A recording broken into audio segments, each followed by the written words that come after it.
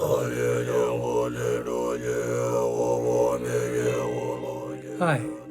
greetings from the Lama Yeshe Wisdom Archive. I'm Nick Rebush. So Venerable Roger asked me to speak a little of Kopan's early history, the beginnings of FPMT publishing and the International Mahayana Institute, and how the FPMT itself got started. This will necessarily be brief, but the definitive history of all this has just been published. Big Love, the life and teachings of Lama Yeshe.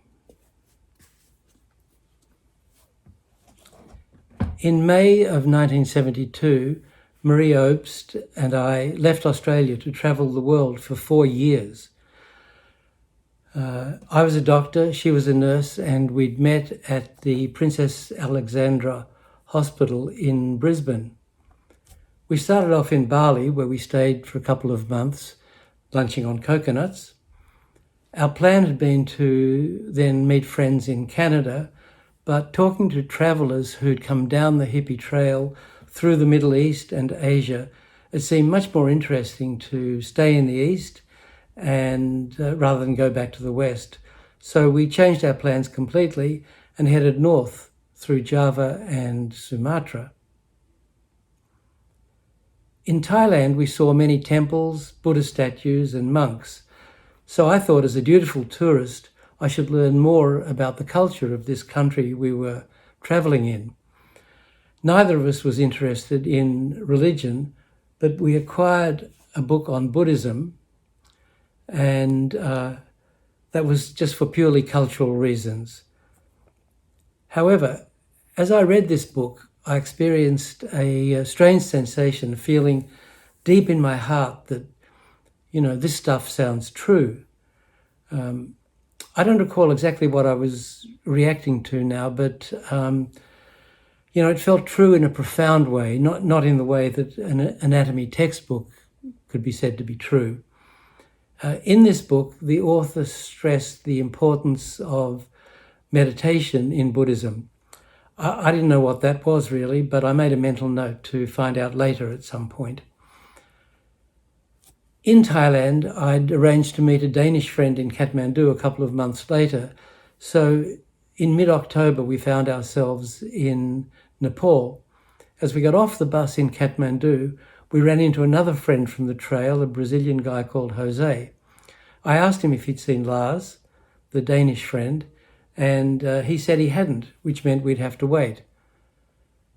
Jose took us to his hotel off of New Road and showed us around town, where to eat, where to get pie and curd, where to listen to music, where to buy dope. And then he casually tossed off, and if you're interested in Buddhist meditation, there's a course starting next week at this little monastery near Bodha. Of course, that was Kopan. Since I'd made a mental note to find out more about Buddhist meditation, we went up to Kopan. We took the bus to Mahangkal, and then we walked across the rice paddies to the Kopan hill. Nobody was around at Kopan, but we saw a notice on the bulletin board that said that the 1 month meditation course was starting on the 28th. It would cost 300 rupees. It was about $1 a day. For a month's food, accommodation, and tuition. So since that was much cheaper than waiting for Lars in Kathmandu, we signed up. The third course was the first one to be held in the newly built Gompa. And there were just over 50 of us in attendance, travellers from all over the world. Some of these students had been at one or both of the previous courses. Rinpoche was teaching the course. Mummy Max was supporting the whole place, the lamas and about 25 young Sherpa monks. Anila Ann was Rinpoche's assistant, and Peter Kedge was managing the whole thing. It was a very intense experience, especially for those of us who were not used to maintaining any kind of discipline on the road and were totally unfamiliar with Buddhist teachings, Tibetan culture, or meditation. We were up into the cold at 5:30 in the morning for an hour and a half meditation. Then there was suji and sweet tea in chipped enamel mugs for breakfast. Then Rinpoche would give a 2 or 3 hour discourse on very unfamiliar subjects. Rice, dal and sabji for lunch. Then discussion groups and another discourse for a couple of hours in the afternoon. Then a light dinner. Then another hour and a half meditation. And then we went to bed on straw mattresses that were sometimes full of fleas.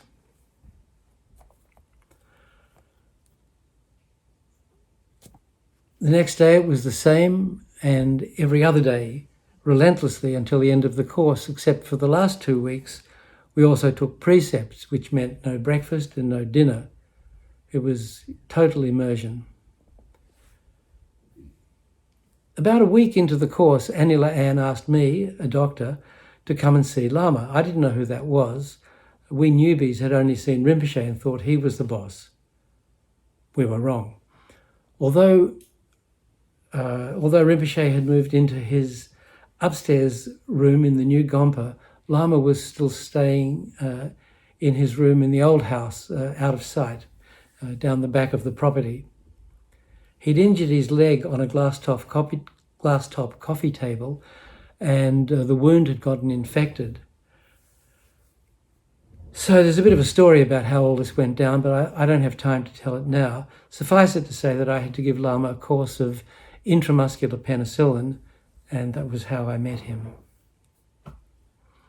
Lama didn't teach during the course, but at the end he gave us refuge, precepts, and Dharma names. Mine was Tupten Zopa. Marie's was Yeshikadro, which is what she's been called ever since, usually abbreviated to YK. I was a bit too shy to use my new name, but since the Lamas were calling me Dr. Nick, that's who I became. Then we all climbed to the top of the hill for the obligatory group photo after the course. As we dispersed, I went over to Rinpoche and said, "Rinpoche, thank you for changing my life." He giggled and grabbed my hand to walk back down the hill together, but feeling a bit embarrassed, I foolishly pulled away and walked down just behind him. Most of the students then went their own way, but YK and I stayed, and a couple of others stayed on, wanting to help the Lamas. Between Christmas and New Year, though, I did a 1 week Lamrim retreat in the old Sangha house. Using the course textbook, this one, Rinpoche's Wish-Fulfilling Golden Sun of the Mahayana Practice. I was so blown away and fired up by the teachings that during the retreat I wrote letters to all my friends and relatives demanding that they come here to Kopan for the next course and meet the Lamas. In fact, many of them did. After the retreat, I had an interview with Rinpoche in which I told him that The Golden Sun was a life-changing book, but I thought that it needed a bit of editorial attention. He agreed, saying it had been put together by students from the previous course and that he had his own ideas about how the whole thing should be. And if I liked, we could work together to revise it. Well, I totally liked. So for 6 weeks, YK and I spent hours each day with Rinpoche going through the book from beginning to end, rewriting it.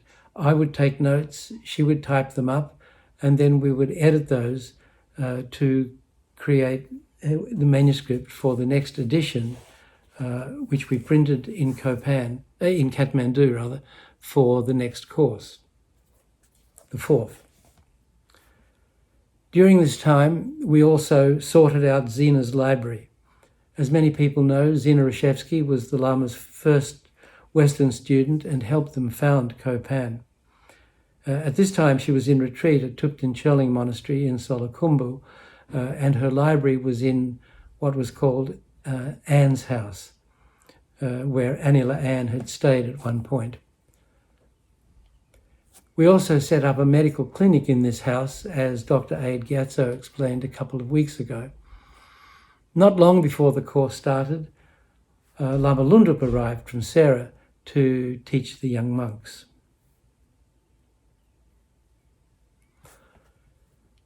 The fourth course started on March the 13th, 1973, and about 120 people showed up. Some 25 of them were Australians who'd either received my letters from a retreat or had read them, including my mother. The course schedule was pretty much the same as that of the previous one and finished with Lama giving refuge, lay precepts and bodhisattva vows, followed by a group meditation on the back lawn and a group photo on the hill. This was the last course to be held in the Gompa, as future courses attracted too many people to fit, and thus began the era of the tents. There were about 200 people at the fifth course in the fall of 1973. 250 people showed up for the sixth course in the spring of 1974, about 70 of those left. And there were 200 at the seventh course in the fall of 1974. Between these courses, I usually did more work on the Golden Sun with Rinpoche, and an updated edition was produced for each one.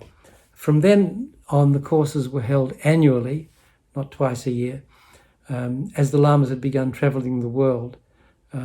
And for many years, these courses followed the same format as the early ones. In the summer of 1973, 6 of us spent the summer at Laudo, where Rinpoche's previous life had lived and where in 1969 Rinpoche had established the Mount Everest Centre, a monastic school for young local monks. I went up with the Lamas and stayed on after they left a couple of weeks later. That summer, Lama Pasang arrived in Laudo to help Lama with Kopan and Lama Lundup with the boys.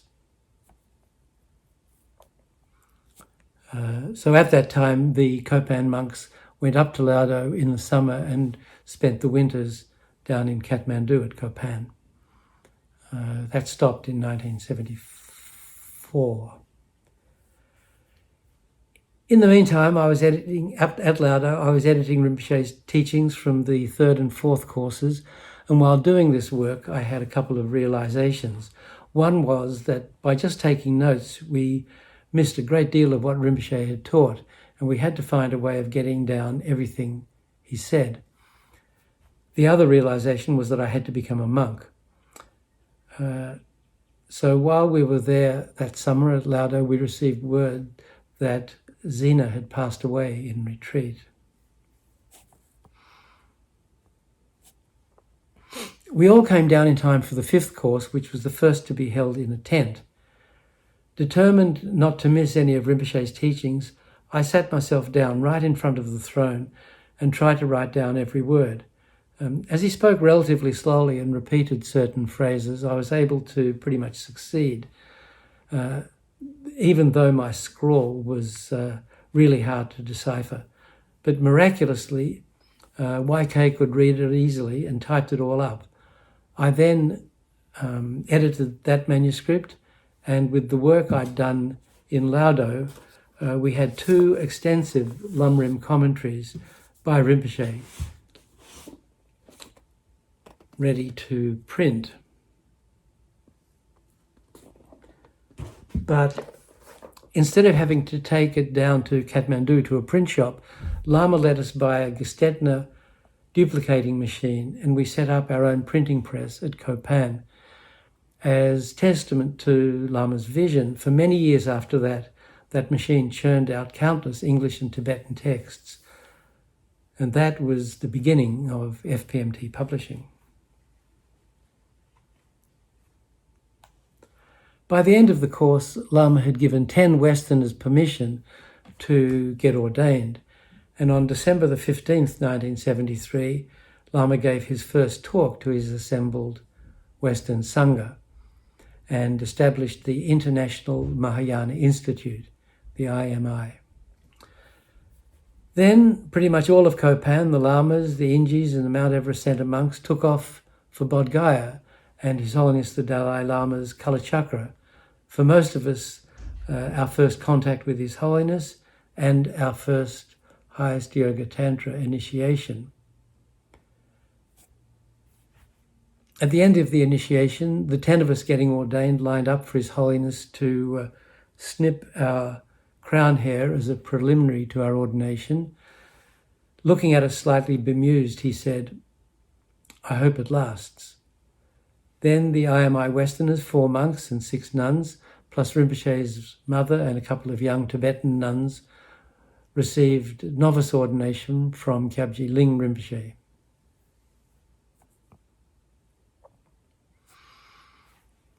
Then we all headed back to Kopan, where Lama gave teachings on the Tantric vows and started preparing for the 6th course. As I mentioned, 250 people showed up for that, far too many for Kopan to handle. So agitated by the difficult conditions and Rinpoche's teachings on the 8 worldly dharmas and the hell realms, about 70 people left. Around halfway through the course, the great Kyabje Song Rinpoche arrived at Kopan. He gave teachings to the Kopan monks and the course students. He ordained a group of monks and nuns and led several pujas. Well, I think this narrative is getting a little long, so I'll just briefly mention a few of the salient points from the next year and a half that I was asked to cover. After the 6th course, Venerable Roger, who had done the course, installed electricity at Kopan. This meant we no longer had to rely on Indian batteries when recording the Lamas on the newly introduced Panasonic cassette tape recorders. Lama Yeshe gave the Heruka Vajrasattva initiation and teachings on it. We printed the sadhana and commentary, and many of us did retreat. 10 of us went up to do individual retreat at Laudo, and there was a group retreat in the Kopan Gompa led by Anila Ann. I think 20 or 30 people did that. While I was at Laudo in retreat in the Charok cave, the Lamas made their first trip to the West, visiting the USA, Australia, and New Zealand. This is all detailed in Big Love, but one of the main results of that trip was the establishment of Chenrezig Institute in Australia, the first FPMT International Centre. Before YK and I left Australia, we'd bought a 160-acre property in Eudlo, Queensland, with our friends Tom and Kathy Victor, who had attended the 4th course and Tom the 5th. And they invited the Lamas to come to Australia to give the first Kopan-style 1-month Lamrim meditation course in the West. After the course, they showed Lama the Eudlo land, and after Kyabje Trijang Rinpoche agreed it was a suitable location, we were honoured to offer the land to Lama. A puja was done to bless the land, and Chenrezig was thus established. After Australia, the Lamas went to New Zealand, and there the Dorji Chung Institute was created. On the 6th of November 1974, the 7th course started, with me serving as Rinpoche's assistant. In February 1975, the Lamas started their most extensive world tour, teaching in Thailand, Australia, New Zealand, the United States, England, Switzerland, and Italy, over a nearly 9-month period. I was fortunate enough to be their attendant on this epic voyage, during which more centres were established, such as Manjushri Institute in England and Istituto Lama Tsongkhapa in Italy.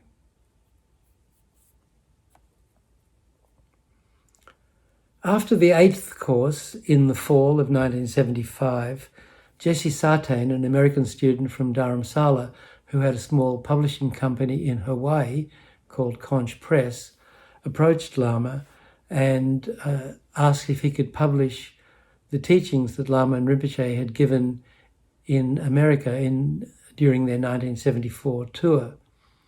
So since I was running Kopan Publishing, Lama called me over to make a deal with Jesse, suggesting we co-publish the book with Conch Press.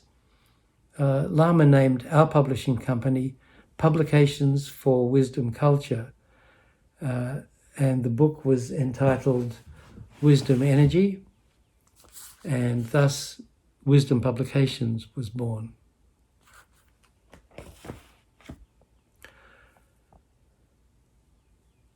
Around that time also, I was standing on the steps of Kopan Gompa with Lama talking about the world tour that had just concluded. He looked into the distance and said, we need an organization to keep all this together.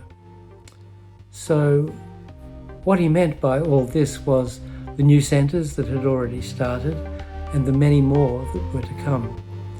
So Lama asked 9 of us who were at Kopan at the time to meet together daily to formulate how such an organization might function. At the time he named it the Council for the Preservation of the Mahayana Tradition, and thus the FPMT was born.